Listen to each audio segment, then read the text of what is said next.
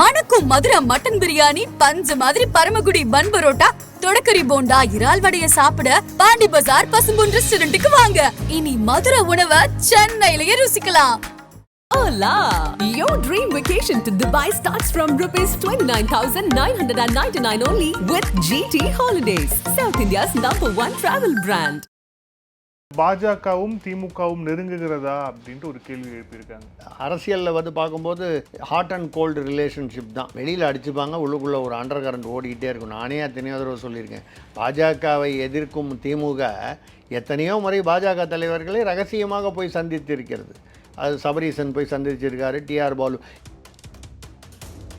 முதல்வரின் மனைவி அவர்கள் வந்து துர்கா அம்மா அவர்கள் வந்து சில மாதங்களுக்கு முன்னால் போய் அவங்க நிர்மலா சீதாராமனை பார்த்துட்டு வந்தாங்கன்னு சொன்னாங்க.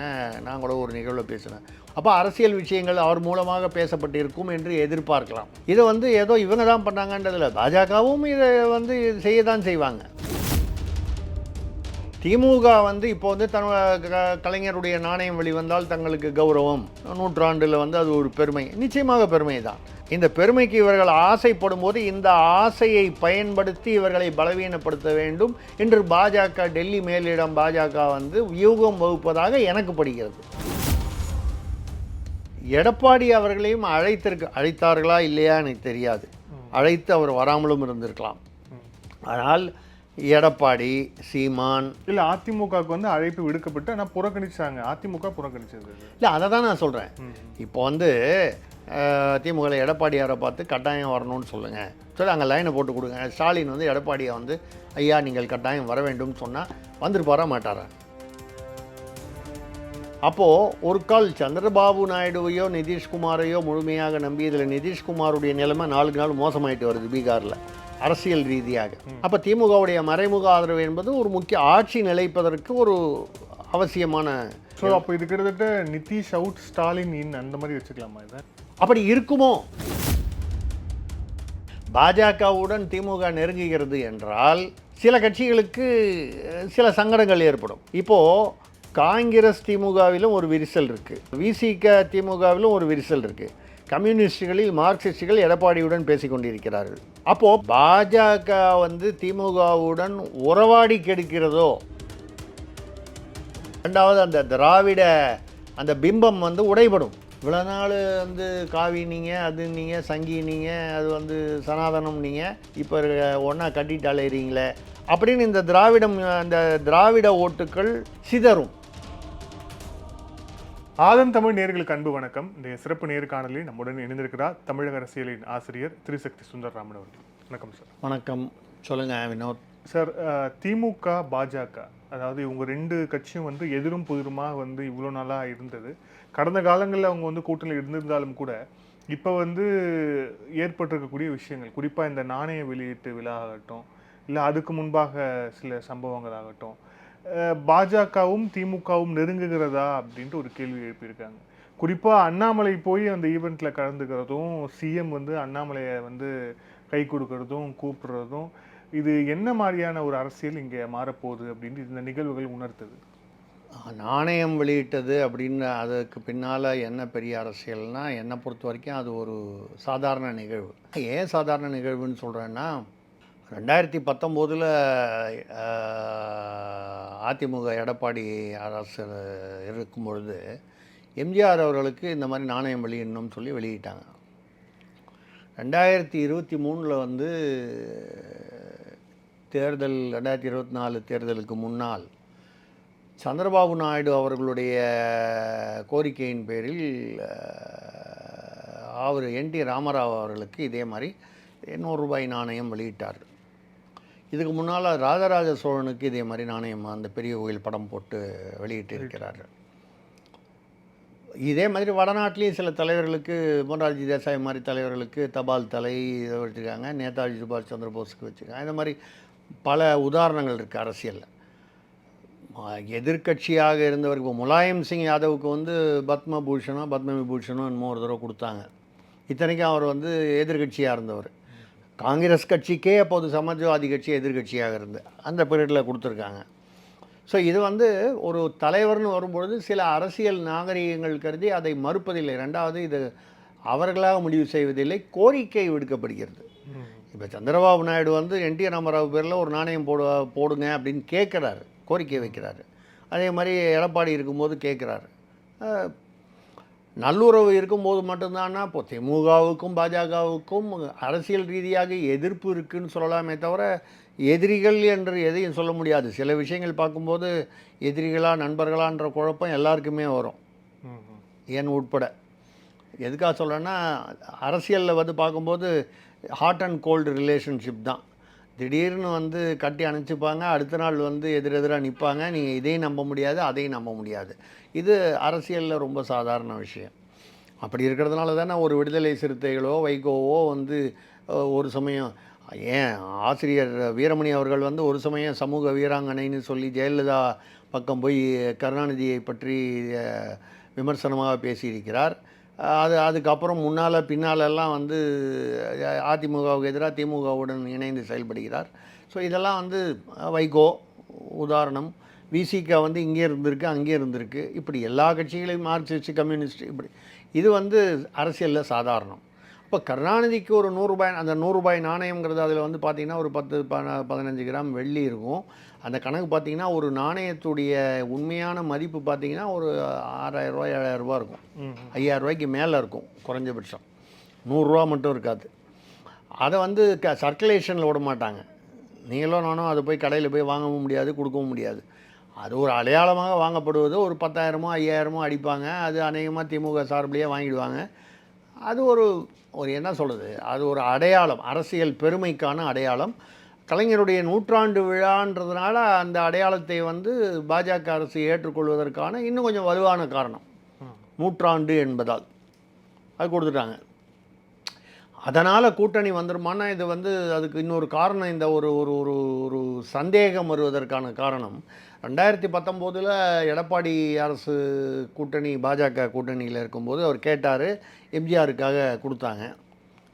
2024 தேர்தல் வர்றதுக்கு கொஞ்சம் முன்னால் அது வரைக்கும் நடுவில் வந்து விலகி போயிருந்த சந்திரபாபு நாயுடு மறுபடியும் பாஜகவை நோக்கி வந்து விட்டார். அதே சமயம் ஜெகன் ரெட்டியும் வந்து பாஜகவோட கூட்டணி சேர தயாராக இருந்தாலும் 2 பேருக்குள்ளே யாராவது ஒருத்தர்கிட்ட தாங்கும்போது சந்திரபாபு நாயுடுன்ற ப்ரிஃபரன்ஸ் வந்து அமித்ஷாவும் மோடியும் எடுத்தார்கள். அந்த சமயத்தில் அவர்கள் கேட்டதால் வந்து கொடுத்தார்கள். அப்போ அதனால் இப்போ அந்த ஒரு சந்தேகம் வந்துருச்சு. எடப்பாடி இருக்கும்போது கேட்டார், கூட்டணி இருந்துச்சு. அப்போது சந்திரபாபு நாயுடு கேட்கும்போது கூட்டணி வரக்கூடிய ஒரு சூழலில் கேட்டார், அப்போ கொடுத்தாங்க. இப்போ கொடுத்துருக்காங்க, அப்போ கூட்டணி வரப்போகுதா இப்படிங்கிற ஒரு, அதாவது இயல்பான பாமரனுடைய சந்தேகம். அதில் ஒரு அந்த சந்தேகத்தில் ஒரு நியாயம் இருக்கிறது. ஆனால் அதனால் கூட்டணி வந்து விடுமா அப்படின்னு பார்த்தால், அதோட இதுலேயோ ஒரு பத்திரிகையிலேயே எதுலுமா பார்த்தேன், அந்த இதில் வள்ளுவர் கோட்டம் படம் போட்டு பின்னால் வந்து காவி கலர் லைட்டு போட்டிருந்தாங்கன்னு. அப்போது திமுக காவி ஆகிறதா, காவி கலரை ஏற்றுக்கொண்டு விட்டதா, அது எதேச்சையாக வந்து நடந்ததா இல்லை வேண்டுமென்றே நடந்ததா நமக்கு தெரியல. அதே மாதிரி ராஜ்நாத் சிங் அவர்கள் வந்து பேசும்பொழுது கலைஞர் அவர் இந்திரன் சந்திரன் அவர் வந்து ஞான அப்படி வந்து சமூகத்தில் வந்து நிறையா பண்ணியிருக்காருன்னு. இப்போ நான் கூட வந்து இப்போ வந்து என்னுடைய பிறந்தநாள் விழாவுக்கு உங்களை கூப்பிட்றேன்னு வைங்க, நீங்கள் வந்தால் என்ன சொல்லுவீங்க? பார்த்தா நல்ல மனுஷனாக தெரிகிறாரு, நல்ல விஷயங்கள்லாம் பேசுகிறாரு, ரொம்ப நல்ல மனுஷன், எளிமையான மனிதர், இப்படி தான் பேசுவீங்க. இந்த ஆள் கொஞ்சம் முசுடு, எடுத்ததெல்லாம் எரிச்சல் படுவார், உள்ளே ஒன்று வச்சு வெளியில் ஒன்று பேசுவாருன்ற மாதிரி ஒரு ஆளை பற்றி பொதுவாக சொல்கிறேன். ஒருவரை பாராட்டும் ஒரு விழா நினைவேந்தல் விழானா அவரை பற்றி நல்லதை தான் சொல்வார்களே தவிர அவரை பற்றி விமர்சனங்களை வைக்க மாட்டார்கள்.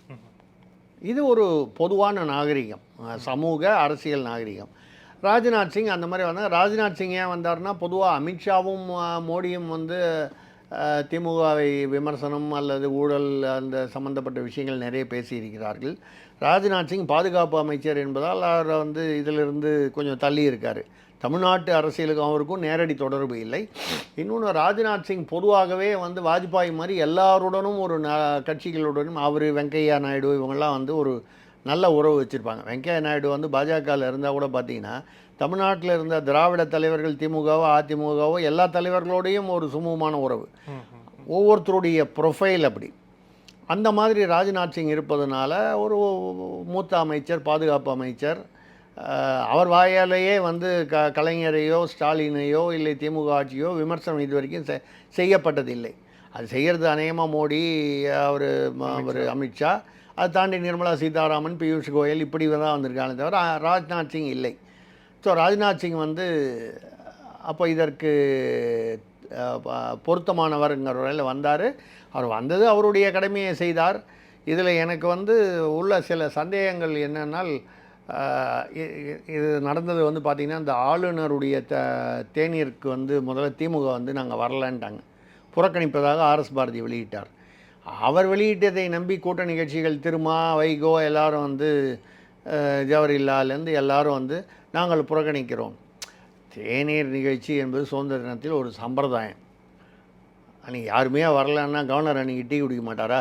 அவர் மட்டும் தனியாக உட்காந்து அது அப்படி தோட்டத்தை பார்த்து சந்தோஷமாக குடிச்சிட்டு போகிறாரு. நான் ஒரு இயல்பாக சொல்கிறேன். அது வந்து ஒரு சம்பிரதாயம், ஒரு பழக்கம், அவ்வளோதான்.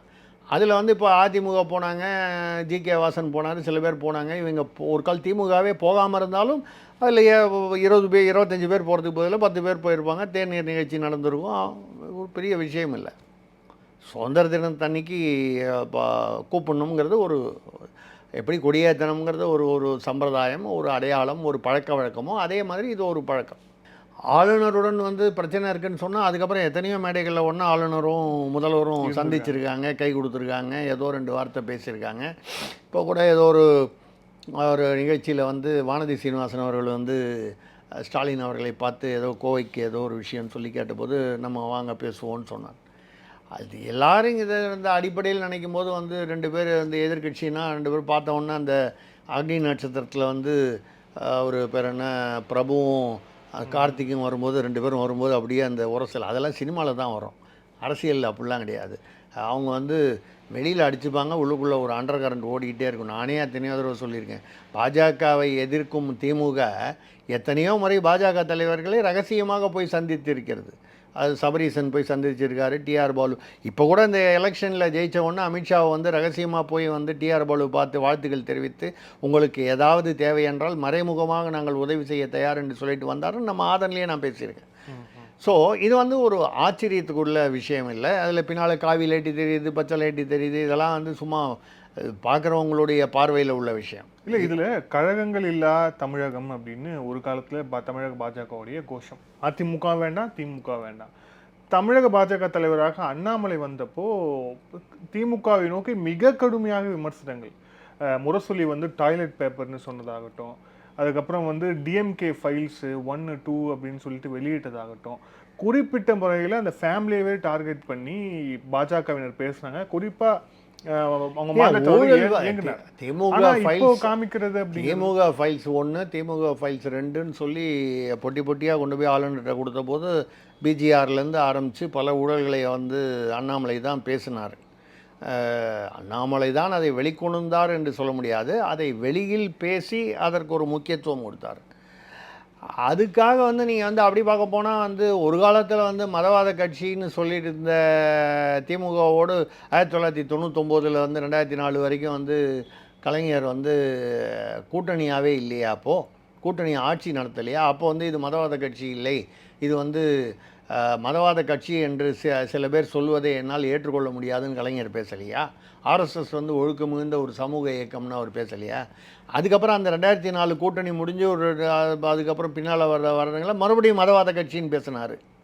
அப்போ எது சரி? கலைஞர் வந்து அவருக்கு என்ன அரசியல் தெரியாமல் ஒரு நடுவில் ஒரு 5 வருஷம் அவர் வந்து ஏதோ தப்பாக புரிதலில் வந்து அப்படி ஏற்பட்டு விட்டதா? இல்லை கூட்டணிக்காக வந்து அவர் வந்து என்ன வேணாலும் பேசலான்ட்டு சுயலாபத்தில் பேசினா இங்கே எப்படி வேணால் எடுத்துக்கலாம். அரசியல் என்று வரும்போது அதான் சொன்னேன், வைகோ வந்து கலைஞரையும் ஸ்டாலினையும் கடும் விமர்சனம் வந்து ஒருமையில் பேசி அவருடைய அவமானம் சொன்னார். இவரும் அவர் பேர் என்ன, மக்கள் நீதி மையம் அவர் கமலஹாசன் கூட அந்த ரிமோட்டை உடச்சிட்டு பேசும்போது திமுகவின் ஊழல்னு சொல்லிட்டு கலைஞரையாவை நான் அவமானப்படுத்தணுன்னா வீல் சேர்னு சொல்லியிருக்க மாட்டேன், ஏதோ வீல் சேர்ன்ற வார்த்தையை யூஸ் பண்ணிட்டாரு. அது அவரை அவமானப்படுத்துவதற்காக சொல்லவில்லை. அவரை அவமானப்படுத்த வேண்டும் என்றால் மு.க. ஸ்டாலின் என்று நான் சொன்னால் போதும், அதுவே அவருக்கு பெரிய அவமானம்னு பேசியிருக்காரு. அதே கமல்ஹாசன் இன்றைக்கி எங்கே நிற்கிறாரு, ஒரு ராஜ்யசபா சீட்டில். நீங்கள் ஆனாலும் வந்து ஐயோ அப்படி பேசிட்டாங்களே இப்படி பேசிட்டாங்களே அதனால் வந்து அதெல்லாம் வந்து இந்த கீழே அந்த காலத்தில் இந்த சிவாஜி எம்ஜிஆர்னு 2 பேர் பார்த்தா 2 ரசிகர்களும் அடிச்சுப்பாங்க. அவங்க 2 பேரும் சிவாஜி எம்ஜிஆர்னு பார்த்தா கட்டிக்கிட்டு அவங்க 2 பேரும் ஒன்றா உட்காந்து டீ குடிச்சிட்டு சந்தோஷமாக போவாங்க பேசிக்கிட்டு. ஒருத்தருக்கு ஒருத்தர் ஏதோ ஒரு உதவி பண்ணிகிட்டு இருப்பாங்க.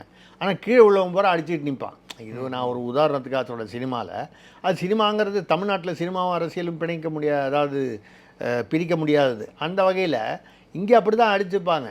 இங்கே வந்து அதிமுக அரசு நடந்துக்கிட்டு இருக்கும்போது திமுக குடும்பத்தை சேர்ந்த முக்கியமான ஒரு புள்ளி வந்து துபாயில் போய் ராம் மாதவ் பிஜேபி அவரை சந்தித்து பல விஷயங்களை ஆலோசனை செய்கிறார்.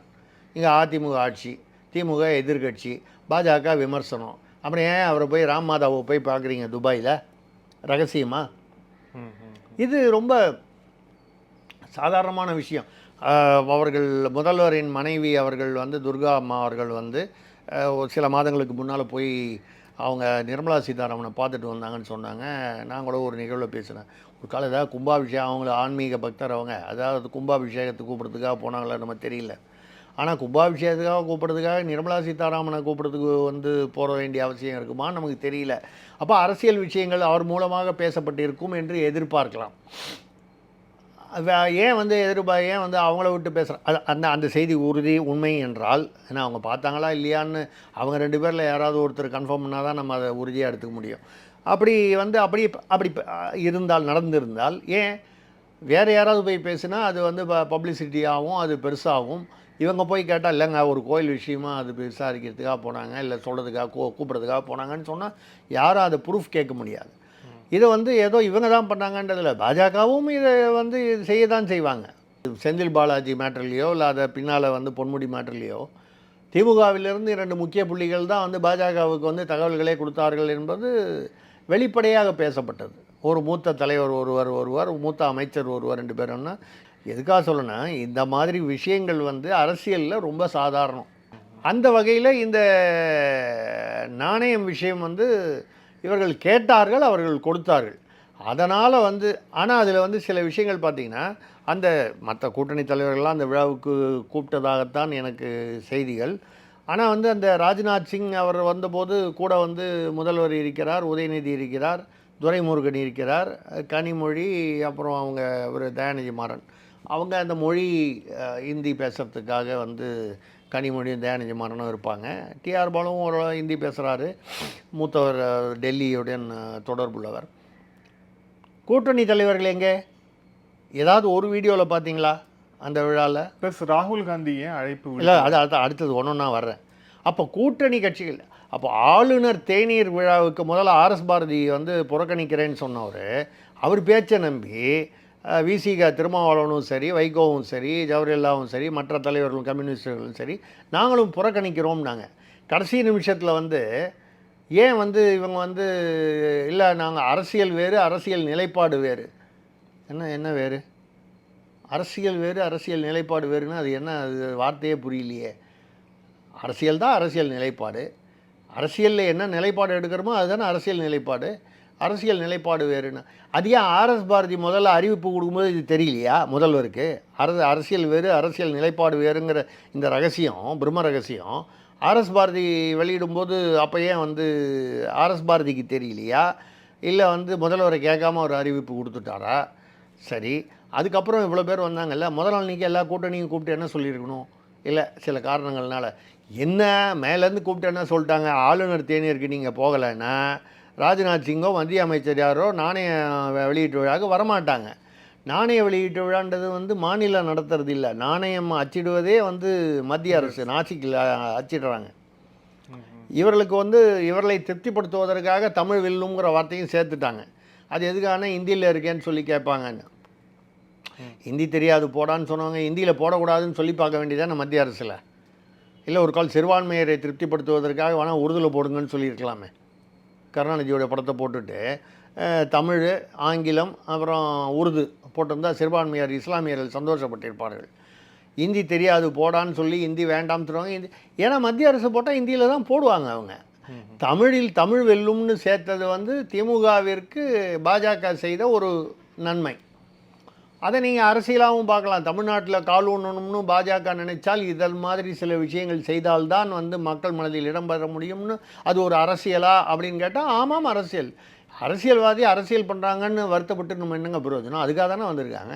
டாக்டர் தொழிலுக்கு வந்ததுக்கப்புறம் அவர் ஏங்க வைத்தியம் பண்ணுறாருன்னு கேட்குற மாதிரி இருக்குது. அதுக்கு தானே வந்திருக்காரு படிச்சுட்டு அவர்.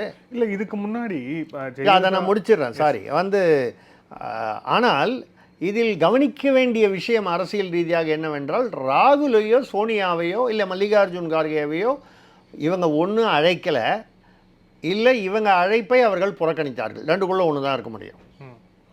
என்னை பொறுத்த வரைக்கும் வந்து இல்லை ராஜ்நாத் சிங் வராரு அதனால் அவங்க வரமாட்டாங்கன்னா, அப்படி பார்க்க போனால் சுதந்திர தின விழா குடியரசு விழாலெலாம் வந்து சோனியா காந்தியும் பிரதமர் மோடியும் வந்து அமித்ஷாவும் வந்து ஒரே மேடையில் பக்கத்தில் நின்று வணக்கம் சொல்லிக்கிறாங்க, பேசிக்கிறாங்க. இந்த மாதிரி வந்து இது இயல்பாக நடக்கூடிய, அது வந்து இயற்கையாக நடக்கிறதா செயற்கையாக நடக்கிறதோ அது யதார்த்தமாக நடக்கிறது. அப்படி இருக்கும்போது ஒரே மேடையில் அப்படி ஒரு கால் வந்து என்ன நடந்திருக்கணும்? எடப்பாடி அவர்களையும் அழைத்தார்களா இல்லையா எனக்கு தெரியாது. அழைத்து அவர் வராமலும் இருந்திருக்கலாம். ஆனால் எடப்பாடி, சீமான் இல்லை அதிமுகவுக்கு வந்து அழைப்பு விடுக்கப்பட்டு ஆனால் புறக்கணிச்சாங்க. அதிமுக புறக்கணிச்சது இல்லை, அதை தான் நான் சொல்கிறேன். இப்போ வந்து நீங்கள் கூட தான் ஆளுநர் இதை வந்து புறக்கணிக்கிறேன்னு சொன்னீங்க. அப்புறம் திடீர்னு வந்து சொன்னீங்களே கூட்டணி கட்சிக்காரன்லாம் கூப்பிட்டு அப்பா நான் போகிறதா முடிவு பண்ணிட்டேன், நீங்களும் வேணா வாங்கன்னு சொல்லியிருந்தா இப்போ என்னென்னா கூட்டணி கட்சிக்காரன்லாம் வந்து கெட்டவன் ஆகிட்டான். திமுக நல்ல பேர் வாங்கிடுச்சு. திமுக நல்ல பேர் வாங்கினது எதுக்கான இந்த நாணய விழா ஒழுங்காக நடைபெறணும். சப்போஸ் அந்த நாணய விழாவை மத்திய அரசு புறக்கணித்து விட்டதுன்னு வைங்க, ஒரு மிகப்பெரிய அவமானமாகிவிடும். அதுவும் வந்து கலைஞர் போன்ற ஒரு பெரிய ஆளுமைக்கு அது ஒரு அவமானமாகிவிடும். திமுக தலைமைக்கு, திமுகவுக்கு, திமுக அரசுக்கு. ஸோ அந்த அவமானம் ஏற்படக்கூடாது என்று நீங்கள் நினைத்தது 100% நியாயம்.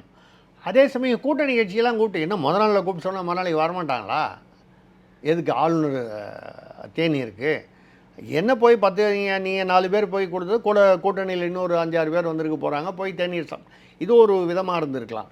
அப்போது நீங்கள் சுயநலமாக உங்கள் குடும்பத்தின் பெருமை காக்கப்பட வேண்டும் என்பதற்காக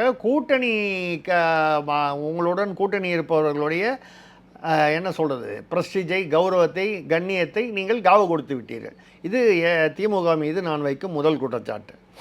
இரண்டாவது, ராகுல் சோனியாவை எப்படியாவது வற்புறுத்தி அழைத்து வந்திருக்க வேண்டும். எடப்பாடி அவர்களையும் அழைப்பு அனுப்பிச்சிட்டேன் அப்படிங்கிறது. இப்போ நானே வந்து உங்களுக்கு வந்து எங்கள் வீட்டில் ஒரு விழான்னா வாட்ஸ்அப்பில் அனுப்பலாம், எஸ்எம்எஸில் அனுப்பலாம், நேராக போய் கூப்பிடலாம். வாட்ஸ்அப்பில் அனுப்பிச்சிட்டு வினோது வந்துருங்க கட்டாயம்னு சொல்லலாம். சொல்கிற முறைப்படி சொன்னால் தான் நீங்கள் வருவீங்க. வாட்ஸ்அப்பில் வந்த விழாவுக்கெல்லாம் நீங்கள் வந்து வந்துடுவீங்கன்னு எதிர்பார்க்க முடியாது. அது மாதிரி யாராவது ஒரு திமுக அமைச்சர், இதே ஆர்எஸ் பாரதி அவ்வளோ பேர் சும்மா இருக்காங்க, அதில் யாராவது ஒருத்தர் கூப்பிட்டு நீங்கள் போய் திமுகவில் எடப்பாடியாரை பார்த்து கட்டாயம் வரணும்னு சொல்லுங்கள் சொல்லி அங்கே லைனை போட்டு கொடுங்க. ஸ்டாலின் வந்து எடப்பாடியை வந்து ஐயா நீங்கள் கட்டாயம் வர வேண்டும்னு சொன்னால் வந்துருப்பாரா மாட்டாரா? இந்த புறக்கணிப்பு என்பது எதனால் வந்தது? சும்மா வந்து பேருக்கு ஒரு அழைப்புதழ் அனுப்பி விட்டதுனால வந்தது. ஏன் நீங்கள் வந்து ஆளுநருடைய தேநீருக்கு போகலாம் பயந்துக்கிட்டோ, இல்லை அவமானத்துக்கு பயந்துக்கிட்டோ, அந்த விழாவுக்கு வராமல் போயிடுவாங்கன்னு பயந்துக்கிட்டோ, ஏதோ ஒரு காரணத்தோடு, ஒரு சுயநலத்தோடு, சுயலாபத்தோடு, அதே சுயலாபம் தான் நான் சொல்கிறேன். அது எவ்வளவு நாகரிகமாக இருந்திருக்கும். அந்த கலைஞருடைய விழாவில் ஒரு பக்கம் எடப்பாடி, ஒரு பக்கம் சீமான், முடிஞ்சால் விஜயும் கூப்பிடுங்க, இன்னும் மற்ற உங்கள் கூட்டணி கட்சியினர் எப்படி இருப்பாங்க, அவங்களுடைய கூட்டணி கட்சி அன்புமணி ராமதாஸை கூப்பிடுங்க. இவ்வளவு பேரும் வந்திருந்தால் இது யாருக்கு பெருமை? கலைஞருக்கு பெருமை, திமுகவுக்கு பெருமை, திமுகவை நடத்தி செல்லும் இன்று ஸ்டாலின், உதயநிதி மற்றவர்களுக்கு பெருமை. இதை விட்டுட்டு நீங்கள் வந்து மத்திய அரசுடைய தயவு தான் வேணும், நம்ம வந்து அதுதான் பண்ணும்போது அந்த சுயலாபம். அப்போ மத்திய அரசு வந்து அப்போ கூட வந்து பேசும்போது இந்த மத்திய அரசுக்கு வந்து நன்றி செலுத்தும் போது மற்ற போதெல்லாம் ஸ்டாலின் முதல்வர் வந்து ஒன்றிய அரசுன்னு பேசுவார். அந்த ஒரு ஸ்டேட்மெண்ட் எடுத்து பாருங்கள், மத்திய அரசுக்கு நன்றி. அது எப்படி திடீர்னு ஒன்றிய அரசு மத்திய அரசாச்சு? மறுபடியும் விமர்சனம் பண்ணும்போது அது எப்படி ஒன்றிய அரசாவது? அப்போது இவர்கள் செய்வதெல்லாம் தங்களுடைய கூட்டணி கட்சியினரையே வந்து இவங்க வந்து காவு கொடுத்து விடுகிறார்கள், விட்டு கொடுத்து விடுகிறார்கள். எனக்கு என்னென்னா ராகுல் வாழ்த்து தெரிவிச்சிட்டாரு. ஆமாம், நீங்கள் ஒரு அழைப்பு அனுப்பிச்சிங்கன்னா என்ன பண்ணுவாங்க? வாழ்த்து தான் தெரிவிப்பாங்க. இப்போ நானே வந்து நீங்கள் உங்கள் வீட்டில் ஒரு விசேஷம் கூப்பிட்றீங்க, என்னால் வரல, இல்லை வர விரும்பலை, நான் என்ன பண்ணுவேன்? வாட்ஸ்அப்பில் வந்து வாழ்த்துக்கள்னு போட்டு அனுப்புவேன். அவ்வளோதானே. அதே மாதிரி வாழ்த்துக்கள் சொல்லியிருக்காரு, ஏதோ 2 வார்த்தை சொல்லியிருக்காரு. இங்கே ராகுலையும் அழைத்திருக்க வேண்டும். நான் வந்து ராகுல் வந்து என்னென்னா, ராகுல் வந்து ராகுலினுடைய அரசியல் பேது எனக்கும் விமர்சனங்கள் அதிகமாக உண்டு. ஆனால் ஒரு தேசிய தலைவர் என்ற முறையில் ராகுல், சோனியா, இல்லைன்னா அவங்களால ஏதோ ஒரு காரணமாக வர முடியலன்னா மல்லிகார்ஜுன் கார்கே வந்திருப்பார். ஸோ நீங்கள் கூட்டணி கட்சிகளின் நலனை காவு கொடுத்து விட்டீர்கள் இந்த ஆளுநர் அதில் கூட்டணி கட்சியினரை முன்னிலைப்படுத்தவும் இல்லை இதில் கலைஞர் நாணய விழாவில். இதை தாண்டி ஒரு சில சந்தேகங்கள் வருது. 2019 எம்ஜிஆருக்கு வந்தபோது அப்போ அங்கே கூட்டணி இருந்தது, 2023 சந்திரபாபு நாயுடு கேட்டபோது கூட்டணி வர மாதிரி இருந்தது, அப்போ இப்போ மறுபடியும் வந்து இங்கே வந்து நாணயம் வெளியிட்டிருக்காங்க, அப்போ திமுக கூட்டணி பாஜக கூட்டணி வருமானு இல்லை. இப்போது பாஜக கடந்த சில ஆண்டுகளாக செய்து வந்த விஷயங்கள், குறிப்பாக அண்ணாமலை செய்து வந்த விஷயம் எல்லாமே ஒரு ஜெயலலிதா ஒரு ஸ்டைல் தடாலடி அரசியல். அதாவது எப்படின்னா திமுக காரனா அடியோடு வெறுக்கிறது, திமுகனா அடியோடு வெறுக்கிறது, குறிப்பாக குடும்பத்தை பர்சனலாக இவ்வளோ விஷயங்களை அண்ணாமலை வந்து செஞ்சுட்டு இருக்கும்போது இப்போ நடந்திருக்க நிகழ்வு அப்படிங்கிறது அது ஒரு யூ டர்ன் மாதிரி இருக்காதா? இது அவங்க தொண்டல் மத்தியில் எந்த ஒரு இது 2 விதமாக நான் பார்க்குறேன். இதுக்கு 2 விதமான காரணங்கள் இருக்கலாம். அதாவது நம்ம யூகம்தான் பண்ண முடியும். மோடி, அமித்ஷாவும் ஸ்டாலினும் வந்து உதயநிதியும் 4 பேரும் வந்து எதிரில் வந்து நம்மகிட்ட சொன்னால் தான் வந்து எது உண்மைன்னு தெரியும். அது இல்லாமல் இது 2 விதமாக நான் பார்க்குறேன். ஒன்று, பாஜக மிக அதாவது ஒரு கால் சந்திரபாபு நாயுடுவோ இல்லை சந்திரபாபு நாயுடு பார்த்தீங்கன்னா அந்த வக்ஃப் போர்டு அந்த திருத்தத்தை வந்து அவர் வந்து முழுதாக ஏற்றுக்கொள்ளவில்லை. அப்படி அவர் ஏற்றுக்கொள்ளாத ஒரு காரணத்தினால தான் வந்து அது வந்து ஜேபிசி ஜாயின்ட் பார்லிமெண்ட்ரி கமிட்டிக்கு அமுச்சு விட்டாங்க. இல்லைனா லோக்சபாவில் பாஸ் பண்ணியிருப்பாங்க. லோக்சபாவில் பாஸ் பண்ணால் அடுத்தது ராஜ்யசபா வரும்.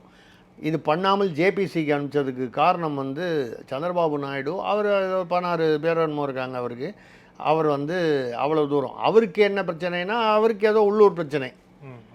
அங்கே ஆந்திராவில் வந்து இஸ்லாமியர்களை எதிர்த்து கொள்ளவோ இல்லை இதில் வந்து ஷியா சன்னி ஷியான்னு 2 பிரிவினர் இருக்காங்க. ஷியா பிரிவினர் வந்து இதை வரவேற்றிருக்காங்க இந்த சீர்திருத்தத்தை. அதே மாதிரி இந்திய ஹஜ் கமிட்டியுடைய தலைவர் அபுபக்கர் வந்து ஏழை இஸ்லாமியர்களுக்கும் இஸ்லாமிய பெண்களுக்கும் இது பெரிய வரப்பிரசாதம், பல இடங்களில் அவங்களோட சொத்தெல்லாம் வக்ஃப் போர்டு வச்சுக்கிட்டு தரமாட்டேங்கிறாங்க அப்படின்னு சொல்லியிருக்காங்க. ஸோ இது வந்து ஏதோ இந்துக்களுக்கு எதிரான பிரச்சனையோ இல்லை மற்ற மதத்திற்கு எதிரான பிரச்சனையோ இல்லை, இஸ்லாமியர்களுக்கும் பல இடங்களில் இது பிரச்சனையாக இருக்கிறது.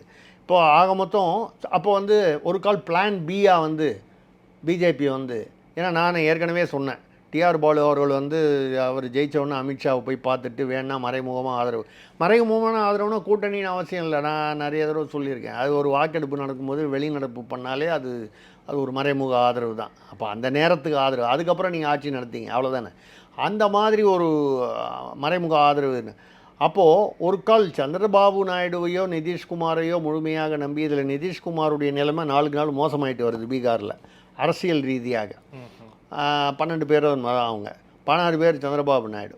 ஏதோ ஒரு காரணமாக இது 2ம் அடிபட்டு போச்சுன்னா 28ன்னா திமுக மட்டும் 22. அப்போ திமுகவுடைய மறைமுக ஆதரவு என்பது ஒரு முக்கிய ஆட்சி நிலைப்பதற்கு ஒரு அவசியமான. அப்போ திமுகவை முன்பு அண்ணாமலை நீங்கள் சொன்ன மாதிரி ஜெயலலிதா மாதிரி ஒரு எதிரியாகவோ ஒரு பகையாளியாகவோ வந்து அவ்வளவு கடும் விமர்சனம் செய்வதை கொஞ்சம் சாஃபன் பண்ணி ஓரளவுக்கு வந்து அதை கொண்டு வரணும்னு பிஜேபி நினைக்கலாம். ஒரு பிளான் பியாக வச்சுக்கலாம். சந்திரபாபு நாயுடுவோ நிதிஷ்குமாரோ இல்லை 2 பேருமோ தகராறு பண்ணால் டிஎம்கேல ஏற்கனவே ஐயா நாங்கள் வந்து உங்களுக்கு உதவத்துக்கு தயாராக இருக்கோன்னு சொல்கிறாங்க. ஸோ அதை ஒரு வார்ம் ரிலேஷன்ஷிப்பில் வச்சுக்கணும் இப்படின்னு நினச்சி பண்ணினால் அது ரைட்டாக தப்பாங்கிறத விட அது அரசியல், அவங்கவுங்களுக்கு சர்வைவல் தானே. ஆட்சி வந்து தப்பிக்க முடிந்தால் தானே அப்புறம் வந்து நீங்கள் வந்து நான் வந்து மக்களுக்கு இதை செய்வேன் அதை செய்வேன் இப்படி செய்வேன், முதல்ல ஆட்சியில் இருக்கணும்ல. ஸோ அப்போ இது கிட்டத்தட்ட நிதிஷ் அவுட் ஸ்டாலின் இன் அந்த மாதிரி வச்சுக்கலாமா இதை? அப்படி இருக்குமோ என்ற ஒரு யூகமோ சந்தேகமோ எழுவது நியாயங்கிற. ஏன்னா நிதிஷ் வந்து இப்போ வந்து அவருடைய நிலைமை சரியில்லை. சந்திரபாபு நாயுடுகிட்ட என்னன்னா அவரை ஃபுல்லாக டிபெண்ட் பண்ணி இருக்கும்போது நாளைக்கு அவர் திடீர்னு வந்து அவர் தன்னுடைய டிமாண்ட்ஸை ரைஸ் பண்ணிட்டாரு, ஒரு பிரச்சனை பண்ணுறாரு, இல்லைன்னா நான் வெளியில் போகிறேன்னு சொன்னார்னா அப்போது சந்திரபாபு நாயுடுக்கே ஒரு செக் வைக்கணுன்னா நீங்கள் வெளியில் போகிறதுனா போங்க, எங்களுக்கு திமுக ஆதரவு தரேன்றாங்கன்னா அப்போ சந்திரபாபு நாயுடு நான் எங்கே போகிறேன்னு சொன்னேன். இது ஒரு அரசியல். அதனால் திமுகவோடு வந்து அவங்க கூட்டணி வச்சுருவாங்க பாஜகனோ இது இல்லை. அதாவது ரொம்ப உங்களுக்கு கல்யாணம் ஆயிடுச்சா? ஆயிடுச்சு. அப்போ சொன்னால் புரியும். இப்போ அப்படி தகராறு வர வேணாம். இல்லை ஒரு புருஷனுக்கும் ஒரு பொண்டாட்டிக்கும் வீட்டில் தகராறு. இப்போ இந்த தகராறு பேசாமல் இருக்காங்க வீட்டுக்குள்ளே. டக்குன்னு நீங்கள் போய் எதிர் வீட்டில் இருக்கிற ஒரு பெண்ணோட வந்து ஒரு 10 நிமிஷம் சிரித்து பேசிட்டு போங்க ஆஃபீஸ் போகும்போது. சாயந்தரம் வரும்போது உங்களுக்கு ட்ரீட்மெண்ட் வேறு மாதிரியாக இருக்கும். ஏன் சிரித்து பேசுகிறீங்கன்னு கேட்குறத விட, போகிற போக்கு பார்த்தா இந்த ஆள் பால் மாதிரி அந்த பக்கம் ஏதாவது செட் ஆகிடுவார் போல இருக்கே அப்படின்ட்டு, ஏங்க நீ சொன்னது நீங்கள் ஒன்றும் மனசில் வச்சுக்காதீங்க, நான் ஏதோ கோவத்தில் சொன்னேன். நீங்கள் இப்படி இதெல்லாம் வந்து ஒரு சாதாரண குடும்பங்கள்லேயே ஒரு இயல்பாக வாழ்க்கையில் நடக்கும் பொழுது, அரசியலில் சந்திரபாபு நாயுடு ரொம்ப கொஞ்சம் எகிறாரா, நீ இல்லைன்னா எனக்கு திமுக இருக்குது, நீ கிளம்புறதுன்னா கிளம்பலாம் அப்படின்னு சொன்னால், நான் எங்கே கிளம்புறேன்னு சொன்னேங்க, நான் தான் உங்கள் கூடவே இருக்கேன்னு தான் சொல்கிறேன்னு முந்தானத்தை கூட சொல்லியிருக்காரு அவர். நாங்கள் எப்பொழுதுமே வந்து பாஜகவுடன் 5 வருடம் கட்டாயம் வந்து ஆதரவு. அப்போது இப்படி இது என்ன சொல்லுது, எப்படி இது ஒரு நாடகம் ஒரு வகையில் ஒரு பக்கம். இன்னொரு ஒரு கோணத்தில் நீங்கள் அழுகலாம். இப்போ விடுதலை சிறுத்தைகள் திடீர்னு அவர் பார்த்தீங்கன்னா கொஞ்ச நாளாக கொஞ்சம் ஃப்ரஸ்ட்ரேட்டடாக இருக்கார் திருமாவளவன். எரிச்சல், அந்த ஒரு விரக்தி, இதெல்லாம் அவருடைய பேச்சில் வெளிப்பாடு இருக்குது. இல்லை தமிழகத்தில் தலித் முதலமைச்சர் ஆக முடியாதான்னு கேட்கல, ஆகவே முடியாதுன்னு ஆவேசமாக பேசுகிறாரு. ஒரு நாளும் தமிழகத்தில் தலித் ஒருவர் முதலமைச்சராக முடியாதுன்னு பேசுகிறாரு. அதுக்கப்புறம் வந்து திமுக ஆட்சி இருக்குது, திமுக ஆட்சி என்றும் நிலை இல்லை, எடுத்து பாருங்கள். மாநில அரசு தான் நிலை, திமுக ஆட்சியோ அது எந்த ஆட்சியோ வரும் போகும் அப்படிங்கிற வார்த்தையை யூஸ் பண்ணுறாரு. அப்போ அங்கே ஏதோ ஒரு கசப்பு லேசான விரிசல் இருக்குது. இது கொஞ்ச நாளாகவே இருந்துக்கிட்டு இருக்கு. இது முன்னால் கூட நான் சொல்லியிருக்கேன், இந்த லா ஆஃபீஸர்ஸ் சட்ட அதிகாரிகள், இப்போ இந்த ஏஜி அடிஷ்னல் அட்வொகேட் ஜெனரல் இதெல்லாம் வரும்போது அதில் சாதி ஒதுக்கீடு வேணும்னு சொல்லி திருமாவளவன் வந்து அதிமுக பீரியடில் கொடுக்கல, திமுக வந்தவுடனேயும் கேட்டு பார்த்தாரு, கொடுக்கல. சமூக நீதி, சாதிக்கு எதிரானவர்கள் அப்படின்னு அதெல்லாம் வழக்கமாக வந்து வாய்ப்பேச்சோடு சொல்லி வாய்ச்சொல்லில் வீரரெடி தான் அப்படி பேசின திமுக கொடுக்கவும் இல்லை. கூட்டணி கட்சியில் இருக்கிற விடுதலை சிறுத்தை திருமாவளவன் ஹைகோர்ட்டில் கேஸ் போடுறாரு. போன வருஷம் நடந்தது 23 டிசம்பரில் தீர்ப்பு. என்னன்னா வந்து ஹைகோர்ட்டில் வந்து ராஜ்யசபா உறுப்பினர் வழக்கறிஞர் மூத்த வழக்கறிஞரான வில்சன் வந்து திமுக சார்பில், அதாவது திமுக இல்லை தமிழக அரசு சார்பாக வந்து இதுக்கு சாதி ஒதுக்கீடு கொடுக்கணுன்னு அவசியம் இல்லை, இதுக்கு வந்து கான்ஸ்டியூஷனில் இடம் இல்லைங்கிறாரு. ஆனால் வந்து கர்நாடகா இன்னும் ஏதோ 2-3 மாநிலத்தில் வந்து இதுக்கான முன்னோடிகள் இருக்கின்றன. எப்போவுமே உங்களுக்கு வந்து கான்ஸ்டியூஷன்றது ஒன்று, இப்போ சில வழக்குகளில் வந்து சுப்ரீம் கோர்ட்டில் ஹைகோர்ட்டில் முன்னோடிகள் பிரசிடென்ட்ஸ் இருந்தால் அதுக்கேற்ற மாதிரி. இப்போ வேறு 2 மாநிலத்திலேயோ 3 மாநிலத்திலேயோ கொடுத்துருக்காங்க போது இங்கே கொடுத்தா ஒன்றும் அது வந்து சட்ட விரோதம் இல்லை. நீங்கள் சமூக நீதியாக வந்து அப்படி பார்க்க போனால் இந்தியா முழுக்க வந்து உச்சநீதிமன்றத்துடைய தீர்ப்பு வந்து 50%க்கு மேலே வந்து ஒதுக்கீடு இருக்கக்கூடாது மொத்தம்னு. தமிழ்நாட்டில் 69%. இது வரைக்கும் அது வந்து மடக்கப்படவில்லை, ரத்து செய்யப்படவில்லை. பரவாயில்ல, எக்ஸம்ஷன் விதிவிலக்குன்னு விட்டுட்டாங்க. அதே சமயம் வேறு மாநிலங்கள் கேட்டு அதே 69 கொடுக்கல. அப்போது ஒரே சட்ட புத்தகத்தில் வந்து அந்த புத்தகத்தை நீங்கள் எந்த பக்கத்துலேருந்து எப்படி பார்க்குறீங்கன்றதை பொறுத்து உங்களுடைய பார்வையின் கோணம் மாறுபடுகிறது. நான் வந்து நீதிபதிகளை குறை சொல்லவில்லை, பல சூழல்கள் அதனால் இருக்கலாம். அந்த மாதிரி வரும்பொழுது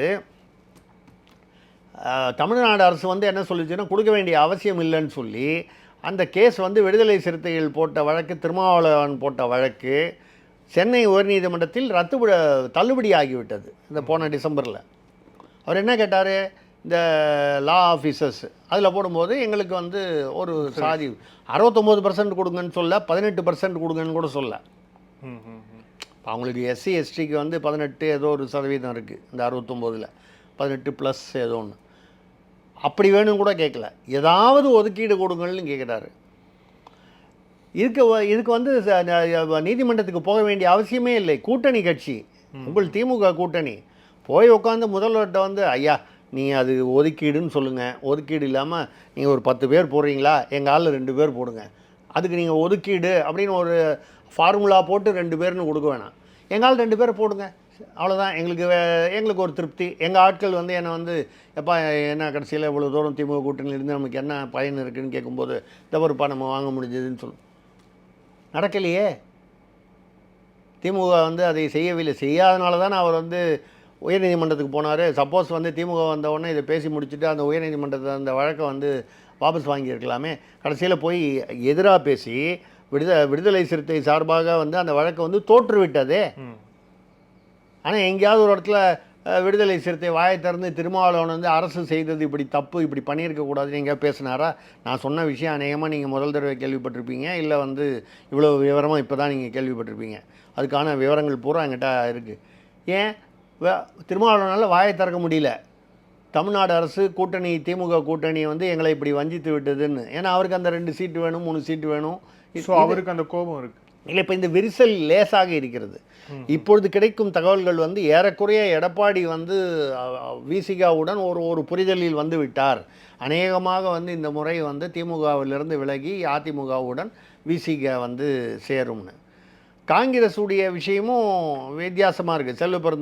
செல்வ பெருந்தகை வந்து அவருடைய உதவியாளர் அவர் அஸ்வத்தாமனை வந்து கைது செய்யக்கூடாது என்று முதல் நாளன்று அஸ்வத்தாமன் கைதுக்கு முதல் நாளன்று முதல்வர் அவர்களை சந்தித்து இது என்னுடைய பதவியில் தாக்கத்தை ஏற்படுத்தும் டெல்லி மேலிடத்திலும் மற்ற இடங்களிலும். அதாவது காங்கிரஸுக்குள்ளேயே தான் நிறைய 15 குரூப் இருக்குது, அதெல்லாம் அவங்கெல்லாம் விடமாட்டாங்க, பிரச்சனையாகும்னு சொன்னபோது அதை தாண்டி அஸ்வத்தாமன் கைது செய்யப்பட்டது மட்டும் இல்லாமல் நான் கூட வேறு ஒரு நிகழ்வில் சொல்லியிருந்தேன். இது ஏதோ அந்த முக்கிய புள்ளின்னு அவர் பேர் எக்ஸு ஒய்யின்லாம் சொல்லி இவங்கெல்லாம் சம்மந்தப்பட்டிருக்காங்கன்னு சொல்லி பேர்லாம் அடிபடுது. நான் சொன்னேன் அங்கெல்லாம் போகவே போகாது. அஸ்வத்தாமன் அவங்க அப்பா நாகேந்திரன் சிறையில் இருக்கார். இந்த அஸ்வத்தாமன் நாகேந்திரனோட இந்த கேஸை வந்து வேலையை முடிச்சுடுவாங்க. அதாவது வழக்குடைய விவரங்களை முடிச்சு விடுவாங்க. இவர்கள் வந்து அந்த பழைய பகையினால தான் வந்து ஏற்பாடு செய்தார்கள், முடிச்சுடுவாங்க. நாகேந்திரனை தாண்டி அந்த புள்ளி இந்த புள்ளி அவர் சொந்தக்காரரு, குடும்பத்துக்காரரு, அவர் இந்த துறை அந்த துறை எவரையும் வந்து டச் பண்ண மாட்டாங்க. மக்களில் முக்கால்வாசி பேர் அந்த ரகசியம் தெரியுது. இன்னும் பெரும்புள்ளிகள் வந்து இதில் இன்வால்வ்டாக இருப்பாங்களோ அப்படிங்கிற யூகமும் சந்தேகமும் தமிழ்நாட்டில் உள்ள 8 கோடி பேரில் 6 கோடி பேருக்கு தெரியுது. ஆனால் வந்து நடவடிக்கை வர வாய்ப்பு இல்லை. இப்போ எதுக்காக சொல்கிறேன்னா, அந்த அஸ்வத்தாமனை அதை மீறி கைது செய்தால் இப்பொழுது செல்வ பெருந்தகையுடைய பதவிக்கு ஆபத்து. காங்கிரஸுக்குள் இவர் வந்து ஏற்கனவே வந்து அவர் ஹிஸ்ட்ரி ஷீட்டர்னு அண்ணாமலை கூட எடுத்து டீட்டெயில்ஸ் எல்லாம் கொடுத்தாரு. அவர் பேரில் உள்ள குற்றப்பதிவேடுகள் அதில் வந்து அதுலேருந்து வெளியில் வந்தாலும் சிலது அவருடைய எலெக்ஷன் அஃபிடவிட்லேயே அவர் வந்து 5 கேஸோ என்னமோ கொடுத்துருக்காரு, அதெல்லாம் என் பேரில் இருக்குதுன்னு. ஸோ ஆக மொத்தம் அது பொய் இல்லைன்னு, அதுலேருந்து அவர் நிரபராதி என்றோ இல்லையிருந்து வேறு காரணங்களுக்காக தடை வாங்கியோ இருக்கலாம். ஆனால் பதிவுகளே இல்லை என்று சொல்ல முடியாது. அப்போது செல்வ பெருந்தகை கூட இருந்த அஸ்வத்தாமன் நாளைக்கு ஏதாவது ஒரு பிரச்சனை வரும்போது செல்வ பெருந்தகை வைத்திருந்தால் அது வந்து காங்கிரஸுக்கு ஒரு சுமை என்றால் எந்த கட்சியுமே என்ன செய்யும்? அவர் தூக்கி ஒரு ஆல் இண்டியா அப்சர்வர்னு எங்கேயாவது மத்திய பிரதேசத்தில் போட்டு விட்டுட்டு வேற ஒருத்தரை வந்து இங்கே வந்து போகும். அப்போ செல்வ பெருந்தகை தலைமையிலான காங்கிரஸும் அங்கே கார்த்தி சிதம்பரம் பொதுவாகவே திமுகவுக்கு எதிர்ப்பாக பேசி, அதுவும் சமீபத்தில் நிறைய பேசிக்கிட்டு வர்றாரு. இப்போது காங்கிரஸ் திமுகவிலும் ஒரு விரிசல் இருக்குது, விசிக திமுகவிலும் ஒரு விரிசல் இருக்குது. கம்யூனிஸ்டுகளில் மார்க்சிஸ்டுகள் எடப்பாடியுடன் பேசி கொண்டிருக்கிறார்கள். மார்க்சிஸ்ட் கட்சியினர், சிபிஐ இல்லை, மார்க்சிஸ்ட் கட்சியினர் பேசி வருகிறார்கள் என்ற தகவல் எனக்கு கிடைத்தது. இப்போது வைகோவை பொறுத்த வரைக்கும் பெரிய வாக்கு வங்கி இல்லை, அவர் எங்கே இருந்தாலும் ஒன்று தான் சொல்லிட்டு விட்டு போயிடலான்னு வச்சுங்க, அது ஒரு பெருசாக எடுத்துக்க வேணாம். இப்போ பாஜக வந்து இப்படி ஒரு ப்ளே பண்ணுது அப்படின்னு இன்னொரு ஒரு வியூகமாக கூட இருக்கலாம். திமுகவை தனிமைப்படுத்த வேண்டும் என்றால் திமுகவுடன் வந்து க்ளோஸ் ஆகிடுச்சா. இப்போது என்னுடைய 3 பேர் இருக்காங்க, எனக்கும் இவங்களுக்கும் பிடிக்காதுன்னு அவர் நினைக்கிறாரு. நான் போய் வந்து உங்கள்கிட்ட வந்து கொஞ்சம் உறவாடினால் உங்களுக்கு அவருக்கும் உள்ள உறவு ஆட்டோமேட்டிக்காக வந்து விலகல் ஏற்படும், விரிசல் ஏற்படும். பாஜகவுடன் திமுக நெருங்குகிறது என்றால் சில கட்சிகளுக்கு சில சங்கடங்கள் ஏற்படும், கொள்கை ரீதியிலோ கோட்பாடு ரீதியிலோ வேறு மற்ற யதார்த்தத்திலோ. அது மாதிரி இப்போ விசிக கொஞ்சம் விரிசல் விட்டுருக்கு, காங்கிரஸ் விரிசல் விட்டுருக்கு, கம்யூனிஸ்ட்டு மார்க்சிஸ்ட்டு விரிசல் விட்டுருக்கு, வைகோ விட்டுருங்க. ஜவாஹர்லா போன்றவர்களாம் மிக சிறிய கட்சிகள், ஏதோ ஒரு ஒரு சில ஒன்று ரெண்டு தொகுதியில் தான் அவங்களுக்கான அவர் ஒட்டுமொத்த இஸ்லாமியர்களும் ஜவாஹர்லா பின்னாலோ அந்த மாதிரி இருக்கக்கூடிய சூழ்நிலை இல்லை. அப்படி இருக்கும் பொழுது இப்படி பாஜக வந்து திமுகவுடன் உறவாடி கெடுக்கிறதோ, அப்படி அதாவது உறவாடினாலே திமுகவை தனிமைப்படுத்தி விட முடியும். ஏன்னா திமுகவை இப்போது பலவீனப்படுத்தினால்தான் 2026 பாஜக பலம் பெற முடியும். பலவீனப்படுத்துறதுன்னா எப்படி பண்ணோம்? அண்ணாமலையோட நீங்கள் சொன்ன அந்த ஜெயலலிதா ஃபார்முலாவில் அடின்னு அடித்தாங்க. அவ்வளவு அடித்து 40க்கு 40 வந்துடுச்சு. காரணம் என்ன வேணா இருக்கலாம். காசு கொடுத்தாங்க, ஓட்டுக்கு 2000 ரூபா கொடுத்தாங்க, 5000 ரூபா கொடுத்தாங்க. காரணம் வந்து இதில் தேர்தலில் ஜெயிச்சா சீட்டு எம்பி அது சர்டிஃபிகேட் வந்துடுச்சுன்னா பாராளுமன்றத்துக்கு போகிறாங்க. இவ்வளோதான விஷயம். அதுக்கு பின்னால் வந்து 5000 ரூபா ஓட்டுக்கு கொடுத்து அதனால் பாராளுமன்றத்துக்கு வந்தார்னு சர்டிஃபிகேட் பண்ண போகிறார் எலக்டோரல் ஆஃபீஸர் இல்லை. இப்போ இவங்க இந்த தடாலடி அரசியலில் இவர்களை வந்து ஒன்றும் செய்ய முடியல. அதை மீறி அவர்கள் வெற்றி பெற்று விட்டார்கள், முழுமையான வெற்றி பெற்று விட்டார்கள். அப்போ இவர்களை என்ன செய்வதுன்னா, மகாபாரதத்தில் வந்து கிருஷ்ணர் செய்த மாதிரி சில விஷயங்களை சில மாதிரி டீல் பண்ணாதான் இங்கேயும் பேசி அங்கேயும் பேசி. மகாபாரதத்தில் கிருஷ்ணர் என்ன செய்தார்? கௌரவர்களுக்கும் பாண்டவர்களுக்கும் நடுவில் இருந்த மாதிரி இருந்தாரே தவிர, எங்கே என்ன பேசுகிறோமோ அதை பேசி அதை கரெக்டாக டைவெர்ட் பண்ணி கொண்டு போய் அவர் என்ன முடிவு கொண்டு வரணுமோ அதை கொண்டு வந்தார். ஏறக்குறைய அந்த மாதிரி ஒரு மகாபாரதம் தமிழ்நாட்டில் தொடங்கி இருக்கிறதோ என்பது என்னுடைய ஒரு யூகம். இப்படி செய்வதால் திமுக பலவீனப்படும் என்று சொல்வதை விட தனிமைப்படுத்தப்படும். விசிக நம்பாது, காங்கிரஸ் நம்பாமல் தனியாக பிரியும். அதுக்காக காங்கிரஸ் போய் பிஜேபியோட அணியோட சேர போகிறது இல்லை. இருந்தாலும் அது நம்பாமல் தனியாக போயிடும். முக்கியமான கூட்டணி கட்சிகள் அப்படின்னு சொன்னால் திமுகவில் இந்த வைகோ ஜவஹர்லாவெல்லாம் அந்த மற்ற வேல்முருகன் மாதிரி உள்ளதெல்லாம் கொஞ்சம் சின்ன கட்சிகள் என்று சொல்லி ஒதுக்கி விட்டு பார்த்தீர்கள். ஆனால் வாக்கு வங்கியை பொறுத்தவரை விசிக ஒரு மிகப்பெரிய தலித் வங்கி, திமுகவுக்கு ஆதாயமானது. இன்னொன்று உங்களுக்கு வந்து காங்கிரஸ் சிறுபான்மையினர் பொதுவாகவே காங்கிரஸை ஆதரிக்கும் மனநிலையில் உள்ளவர்கள், தேசிய அளவிலும் சரி தமிழகத்திலும் சரி. அந்த இரண்டும் வந்து திமுகவிலிருந்து சற்று விலகினால், இல்லை அவர்களுக்குள் ஒரு விரிசல் வந்தால், இல்லை அவங்கள கொண்டு போய் அதிமுகவில் சேர்த்தால், காங்கிரஸை விட்டுருங்க தனியாக இருக்கும், அதிமுகவில் சேர்த்தால் அப்போது திமுக பலவீனப்பட்டு விடும். தடாலடி அரசியல் அண்ணாமலை ஜெயலலிதா ஸ்டைலில் பண்ணி அது வந்து நடக்கலைங்கிறதுனால ஆட்டத்தை மாறி விளையாடி பார்க்குறாங்களா பிஜேபியில்? வியூகத்தை மாற்றி இருக்கிறார்களோ? இப்போ சாஃபன் பண்ணி ஒன்றும் வேணாம், திமுகவை கட்டி அணைத்து கொண்டாலே வந்து திமுகவிற்கு வந்து சிக்கல் வரும் அவர்களுடைய கூட்டணி கட்சிகள் மற்றவர்களிடம். ரெண்டாவது அந்த திராவிட அந்த பிம்பம் வந்து உடைபடும். இவ்வளோ நாள் வந்து காவி நீங்கள், அது நீங்கள் சங்கி நீங்கள், அது வந்து சனாதனம் நீங்கள், இப்போ ஒன்றா கட்டிட்டு அலையிறீங்களே அப்படின்னு இந்த திராவிட ஓட்டுக்கள், அதாவது இந்த சனாதனத்தை எதிர்க்கக்கூடிய அல்லது வந்து என்ன சொல்கிறது சங்கி அப்படின்னு அவங்கள எதிர்க்கக்கூடிய இந்த திராவிட ஓட்டுக்கள்னு இவங்க நம்பக்கூடிய ஓட்டுகள் சிதறும். இவங்களுக்கு பரவாயில்ல, எடப்பாடியே பரவாயில்ல, அப்படி போகும். அந்த கடைசி நிமிஷத்தில் அதிமுகவும் பாஜகவும் ஒன்றும் சேராதுன்னு என்ன நிச்சயம்? நீங்கள் அண்ணாமலைக்கும் எடப்பாடிக்கும் வந்து ஈகோ கிளாஷ் இருக்குது அப்படியே நினச்சிக்கிட்டே இருக்காதீங்க. திடீர்னு மேலேருந்து கூப்பிட்டு அண்ணாமலையை வந்து நீங்கள் வந்து இல்லை எடப்பாடியுடைய தலைமையில் தமிழ்நாட்டில் அதிமுக தலைமையிலான என்டிஏ கூட்டணி, தேசிய அளவில் பாஜக தலைமையிலான கூட்டணியில் அதிமுக இருக்கும், இது ஆமான்னு வந்து நாளே லைன் எழுதி கொடுத்து அண்ணாமலையும் இந்த பக்கம் படிக்கிறாரு, அந்த பக்கம் எடப்பாடியும் படிக்கிறாருன்னா அதுக்கப்புறம் ஏன் வந்து அதிமுகவும் பாஜகவும் சேரவே நான் சேர்ந்துருன்னு சொல்லலை. இப்படி கூட வாய்ப்பு இருக்கிறது. அப்படி இருக்கும் பொழுது இது வந்து பாஜக திட்டமிட்டு திமுக வந்து இப்போ வந்து கலைஞருடைய நாணயம் வெளிவந்தால் தங்களுக்கு கௌரவம், நூற்றாண்டில் வந்து அது ஒரு பெருமை, நிச்சயமாக பெருமை தான். இந்த பெருமைக்கு இவர்கள் ஆசைப்படும் போது இந்த ஆசையை பயன்படுத்தி இவர்களை பலவீனப்படுத்த வேண்டும் என்று பாஜக, டெல்லி மேலிடம் பாஜக வந்து வியூகம் வகுப்பதாக எனக்கு படுகிறது. இது இப்படி கரெக்டாக இல்லைனாலும் ஒரு பிளான் பி வந்து இதில் ஒரு எக்ஸ்ட்ரா அட்வான்டேஜ் என்னென்னால், ஒரு கால் சந்திரபாபு நாயுடு தகராறு பண்ணாருன்னா திமுக இருக்கவே இருக்குது. கூட்டணி தான் சேரணும்னு இல்லையே, வெளியிலிருந்து ஆதரவு கொடுக்குறோம், இஷ்யூ பேஸ்டு சப்போர்ட்.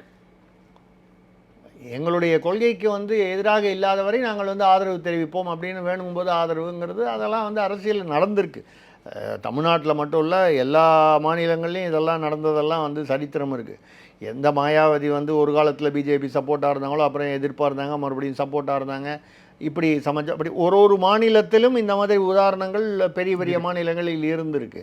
அதனால் இது ரெண்டுக்குள்ளே ஒன்று தான். ஒன்று, பிஜேபி வந்து திட்டமிட்டு ஒரு வியூகம் அமைத்து திமுகவை தனிமைப்படுத்த முயல்கிறது. என்ன செய்யணும்னா ஒன்றும் இல்லை, பக்கத்தில் வந்து தோளில் கை போட்டாலே ஆட்டோமேட்டிக்காக வந்து அது திராவிட வாக்குகள் சிதறி திமுக தனிமைப்படுத்தப்படும். இதை தாண்டி ஒரு கால் சந்திரபாபு நாயுடுவோ இல்லை நிதிஷ்குமாரோ இல்லை 2 பேருமா தகராறு செய்தால் திமுக வந்து இடி மற்ற விஷயங்கள்லாம் இருக்கும் பொழுது மத்திய அரசுடன், அப்போ ஒன்றிய அரசு இல்லை, கவனிக்கணும், மத்திய அரசுடன் வந்து இணக்கமாக செல்வதற்கு விரும்பும்.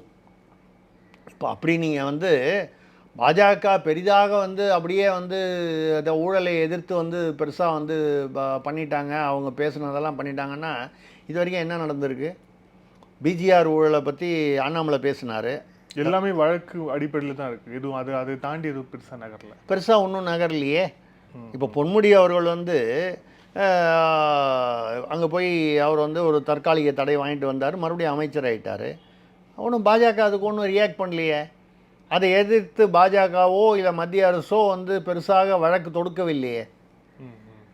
பொன்முடி மறுபடியும் அமைச்சரானதற்கு எதிராக, இல்லை எம்எல்ஏ அமைச்சரானதற்கு எதிராக அதற்கு வந்து எத்தனை, இப்போ செந்தில் பாலாஜி பாருங்கள், இந்த கோர்ட்டில் போகிறாரு, அந்த கோர்ட்டில் போகிறாரு, ஹைகோர்ட்டில் போடுறாரு, அடுத்த உச்ச நீதிமன்றத்தில் போடுறாரு, அது ஃபெயில் அடிச்சிடணும்னா மறுபடியும் இங்கே செஷன்ஸ் கோர்ட்டில் போடுறாரு, அது மறுபடியும் ஹைகோர்ட்டில் போகிறாரு, ஹைகோர்ட்டில் போட்டிருக்கேன்னு சொல்லி சுப்ரீம் கோர்ட்டில்.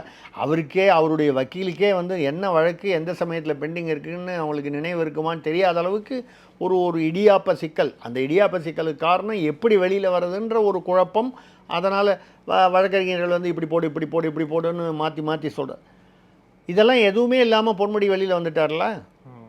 ஏன் பொன்முடிக்கு எதிராக வந்து இப்போ நினைத்திருந்தால் கெஜ்ரிவால் வந்து இவ்வளோ வழக்கு போட்ட உள்ளே இருக்கார், பரோலெல்லாம் வெளியில் வாங்கிட்டு வந்தார், பெயிலில் எலெக்ஷன்லாம் கேன்வாஸ் பண்ணார், திருப்பி உள்ளே போனார். இன்னி வரைக்கும் கெஜ்ரிவாலால் வர முடியல. நீங்கள் வந்து உடனே வந்து மத்திய அரசு தான் காரணம்னு எப்படி சொல்ல முடியும்? இது வந்து வழக்கு நீதிமன்றங்கள் தான். அது நீதிமன்றங்களுடைய முழு விவகாரமும் தெரிந்தவர்களை விசாரித்தீங்கன்னா, நான் நீதிமன்றங்களை குறையாக சொல்லவில்லை, நீதிபதிகளை நான் அவதூறாக பேசவில்லை, நீதிமன்றங்களிலும் அரசியல் இருக்கிறது. ஒரே வார்த்தையில் சொல்லிடுறேன். அந்த அரசியல் இன்னாருக்கு சாதகமாகவோ இன்னாருக்கு பாதகமாகவோ இருக்கலாம். ஏன் வந்து இப்படி நினச்சி கொண்டு வராங்க? நம்ம கேஸை வந்து இந்த ஜட்ஜி வந்தால் கொண்டு வரலாம், இந்த ஜட்ஜாக இருந்தால் கொஞ்சம் அட்ஜஸ்ட்மெண்ட் வாங்கிங்கன்னு சொல்கிறாங்கன்னா என்ன அர்த்தம்? அப்போது தீர்ப்பு வந்து அந்த சட்ட புத்தகத்தையோ உங்களுடைய மெரிட்ஸையோ பொறுத்து இல்லை, நீதிபதியை பொறுத்து தான் என்றால் புரிந்து கொள்ள வேண்டிய விஷயத்தை புரிந்து கொள்ள வேண்டும். அந்த வகையில் அப்போது திமுக வந்து ஒரு பிளான் பியாக வந்து நமக்கு உபயோகமாக இருப்பாங்க. இப்போ ஏன்னா பொன்முடி இது வரைக்கும் வந்து பெருசாக வந்து ஊழலில் வந்து இப்போது 2024 மறுபடியும் 3வது முறை வந்த உடனே பார்த்தீங்கன்னா இன்னும் ஒரு 8 பேர் கைதாவாங்க, 12 பேர் கைதாவாங்க, 18 பேர் லிஸ்ட்டில் இருப்பாங்கன்னு ஏதாவது நடந்ததா? அப்போது பொதுமக்களுக்கு வந்து ஆகா எல்லா ஊழல்வாதிகள் எல்லாரும் தண்டிக்கப்படுவார்கள், கண்டிக்கப்படுவார்கள், கைதாவார்கள், வந்து பெரிய அவர்கள் நடவடிக்கை எடுப்பார்கள் என்ற பாஜக மீது இருந்த நம்பிக்கையும் பிரதமர் மோடி மீது இருந்த நம்பிக்கையும் குறைந்து கொண்டே வருகிறது. இப்படியே இது போச்சுனால் இதுக்கு நீங்கள் வந்து காரணம் அவங்களுக்கு அரசியல் கட்டாயம், அவங்களுக்கு மெஜாரிட்டி இல்லை, அதனால் கொஞ்சம் அவங்க அடங்கி போகிறாங்கன்னா அரசியல். ஸோ பாஜக வியூகத்தை மாற்றி இருக்கிறது. குறிப்பாக திமுகவை எப்படி ஹேண்டில் பண்ணணும்னு கடந்த காலத்தில் ஒரு இருந்தது. ஆனால் இப்போ வந்து தேர்தலுக்கு பிறகு இப்போ வந்து அந்த வியூகம் இந்த வியூகம் மாறுவதற்கு நான் சார் 2 ஏஆர்பி அப்படின்னு சொல்கிறேன். ஏ வந்து திமுகவை தனிமைப்படுத்துவதற்காக மற்ற திராவிட சிந்தனை உள்ள கட்சிகளிலிருந்து திமுகவை தனிமைப்படுத்துவதற்காக அரவணைத்து போவதாக ஒரு நாடகம் என்பதாக இருக்கலாம். இரண்டாவது, நாயுடுவோ இல்லை நிதிஷ்குமாரோ வந்து தகராறு செய்தால் இவர்களுடைய உதவி தேவை என்பதால் சற்று இணக்கமாக போகலாம். அந்த இணக்கத்தின் ஒரு அடையாளம்தான் நீங்கள் இப்போ ஒரு ஜூலையில் எலெக்ஷன் முடிஞ்சு வந்தோன்னா ஆகஸ்ட்டில் பாருங்கள் செப்டம்பரில் பாருங்கள் அவ்வளோ பேரையும் வந்து 18 பேரில் 8 பேரை பிடிச்சி உள்ளே வச்சுருவாங்க. ஒருத்தரும் உள்ளே போகல. ஏன் உள்ளே போடல, அவங்கெல்லாம் போகணும்னு நான் சொல்லலை. இப்படிப்பட்ட ஒரு எதிர்பார்ப்பை அண்ணாமலையும் வந்து தமிழ்நாடு பிஜேபியும் வந்து அதை கிளப்பி இருந்தார்கள். அப்படி ஒரு சூழ்நிலையை உருவாக்கி இருந்தார்கள். அந்த சூழ்நிலை எங்கே போனது? இப்போது சத்தமே இல்லையே. அப்போ என்ன அர்த்தம்? ஒரு விதமான இணக்கம் ஏற்பட்டு விட்டது என்று அர்த்தம். அந்த இணக்கம் கூட்டணி தான் என்று அவசியமில்லை, கூட்டணியாகத்தான் இருக்க வேண்டும் என்ற அவசியமில்லை. புரிதல், அதில் அழகான தமிழ் வார்த்தை இருக்குது, அதுக்கு புரிதல். அந்த புரிதலில் இருக்காங்கன்னு சொல்லலாம். இல்லை அதை மீறி வந்து இப்படி ஒரு வித்தியாசமான ஒரு இதில் வந்து திமுகவை தனிமைப்படுத்துவதற்கு, விசிகாவை கொண்டு போய் அதிமுகவுடன் சேர்ப்பதற்கு, காங்கிரஸை பிரிந்து போவதற்கு செய்துவிட்டு கடைசியில் வந்து அதிமுகவுடன் சேர்ந்து திமுகவுக்கு எதிராக ஒரு பலமான அணி கொண்டு வரக்கு, இது இன்னொரு ஆப்ஷன் நான் சொன்னது.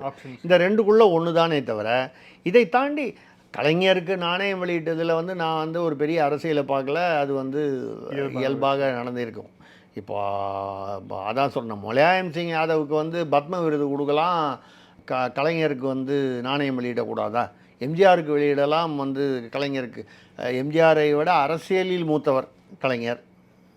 எம்ஜிஆர் அப்புறம் வந்தாருன்னா கூட அது மாதிரிலாம் வரும்பொழுது அது ஒரு பெரிய ஒரு விஷயமா இருக்காது. இன்றைக்கி கூட வந்து பிஜேபிக்குடைய அடிப்படை இயக்கம் வந்து ஆர்எஸ்எஸ்க்கு நேருவுக்கும் ஒத்தே வராது. உண்மையை சொல்லப்போனால் காந்தியத்திற்கும் ஆர்எஸ்எஸ்க்குமே நிறைய வித்தியாசங்கள் உண்டு கொள்கை கோட்பாடுகளில். ஆனால் இன்னி வரைக்கும் பார்த்திங்கன்னா பிரதமர் மோடி வந்து எங்கேயாவது ஒரு இடத்துல கூட மகாத்மா காந்தியை வந்து ஒரு வார்த்தை கூட குறைவாகவோ விமர்சனமாகவோ மறைமுக விமர்சனமாக கூட பேச மாட்டார். ஏன்னா காந்திங்கிறது ஒரு பிம்பம், அந்த பிம்பத்தில் கை வச்சா வந்து அரசியல் ஆபத்து. அது ரைட்டாக தப்பா, அதில் நியாயம் இருக்கா இல்லையா, காந்தி அப்போ பண்ணதெல்லாம் நியாயமா, எல்லாமே நியாயமா, இது நம்ம அது அந்த அது அந்த காலத்தை பொறுத்தது. இப்போ நம்ம அதில் போய் பேசி பிரயோஜனம் இல்லை. ஆனால் இது ஒரு அரசியல் வியூகம். காந்தியுடைய பிம்பத்தில் கை வச்சோம்னா அது நமக்கு பூமராங் ஆகும். அதை மாதிரி தான் இப்போ இந்த திமுக விஷயத்துலேயும் வந்து சில விஷயங்களில் வந்து நம்ம வந்து ஒரு விதமாக நடந்து கொண்டால்தான் இங்கே தமிழ்நாட்டில் வர முடியும் என்பது. அண்ணாமலை வந்து வேறு வழி இல்லாமல் வந்தார்னா, ராஜ்நாத் சிங்கே வரும்போது மோடி சொல்லி தான் ராஜ்நாத் சிங் வராரு. அண்ணாமலை வராமல் இருந்துட முடியுமா? தவிர்த்தார் என்றால் அண்ணாமலை வந்து என்ன பதில் சொல்ல முடியும்? இப்போ பொய் சொல்லலாம், எனக்கு உடல் நலம் சரியில்லை வரலன்னு. அது அவருடைய அரசியல் நிலைக்கு அது வந்து பாதகமாக அமையும் என்பதால் அவருக்கு பிடிச்சிருக்கோ பிடிக்கலையோ அந்த முடிவு மேலிடத்தில் எடுத்தாச்சு அப்படின்னு சொன்னால் இதே தான் நான் சொல்கிறேன். இப்போ இன்றைக்கு நீங்கள் இந்த நாணய விஷயத்தில் ஏற்பட்ட முடிவு வந்து அண்ணாமலைக்கு உள்ளுக்குள் பிரியமில்லை என்றால் கூட அவர் வந்து வரவேண்டிய சூழ்நிலை வந்தது. வந்தார், நின்றார், சென்றார். நாளை வந்து அதிமுகவோட ஒரு கூட்டணி, எடப்பாடி தலைமையிலான அதிமுகவுடன் கூட்டணி என்று வந்தால் கூட மேலிடம் முடிவு செய்து விட்டது, மோடி அமித்ஷா அவர்கள் முடிவு செய்து விட்டார்கள் என்றால் அண்ணாமலைக்கு பிடிக்குதோ பிடிக்கலையோ இதே இந்த நாணய விழாவில் என்ன நிலைமையோ அதே நிலைமை தானே இருக்க போகுது. மோடியும் அமித்ஷாவையும் மீறி மிஞ்சி போனால் அண்ணாமலை என்ன பண்ணலாம்? எனக்கு பிடிக்கல, நான் தலைமையிலேருந்து ஒதுங்கிறேன்னு சொல்லலாம். ஒதுங்கினா அடுத்த யாரோ வரப்போகிறாங்க. ஏங்க வாஜ்பாய் இருக்கும்போது மோடி என்ற ஒருவர் வந்து எங்கே இருந்தார்? எங்கேயோ குஜராத்தில் இருந்தார். அவர் தான் இந்தியாவோட பிரதமராக வருவார்னு யாராவது எதிர்பார்த்தாங்களா? வந்து 10 வருஷம் 3வது டேர்ம் வருவார்னு எதிர்பார்த்தாங்களா? இப்படி அரசியலில் வந்து அண்ணாதுரை இருக்கும்பொழுது வந்து கலைஞர் கருணாநிதி வந்து 6வது 7வது இடத்தில் இருந்தார். முதலாக வந்து திமுக வந்து ஆரம்பிக்க போகப்பட்ட போது ஆளுக்கு 10 ரூபா போட்டு 28 பேர் சேர்ந்து ஆரம்பித்தாங்க. ஆளுக்கு 10 ரூபா போட்டு தீக்காலிருந்து பிரிஞ்சு வந்தபோது அந்த 28 பேரில் கலைஞர் கருணாநிதி ஐயா பேர் இல்லவே இல்லை. அண்ணாதுரை இருக்கார், என்வி நடராஜன் இருந்தார், நெடுஞ்செழியன் இருந்தார், இன்னும் பல பேர் இருந்தாங்க. கலைஞர் கருணாநிதி அவர்கள் அந்த 28லேயே இல்லை. 10 ரூபா போட்ட லிஸ்ட், 10 ரூபா போடலைன்றதுக்காக சொல்லலைன்னா அந்த 28 இல்லை, ஃபவுண்டர்ஸில் அடிப்படையாக. அதுக்கப்புறம் வந்தார். அப்புறமும் வந்து ஒரு 6வது, அவருக்கு முன்னால் நெடுஞ்செழியன், மதியழகன், ஆசை தம்பி இவங்கெல்லாம் இருந்தாங்க. அதெல்லாம் தாண்டி அவர் மேலே போயில்லையா? அதுக்கு எம்ஜிஆர் தான் காரணங்கிறது அடுத்த விஷயம். பட் ஏதோ ஒரு காரணத்தை வச்சு மேலே போகலையா? அதனால் அரசியலில் வந்து திடீர்னு மோடி வந்து வருவார்னு யாருமே எதிர்பாராத போது மோடி வந்து ஒரு 10 வந்து 15 3வது தடவை அப்படின்னா 11 வருஷமாக வந்து ஆட்சி புரிந்து வருகிறார். இதே மாதிரி அரசியலில் வந்து யார் வேணாலும் வரலாம். எங்கள் குடும்பத்துலேருந்து யாருமே வரமாட்டோம் அரசியலுக்கு அப்படின்னு ஸ்டாலின் என்னை தவிர யாரும் வரமாட்டாங்க அப்படின்னு சொன்னார்.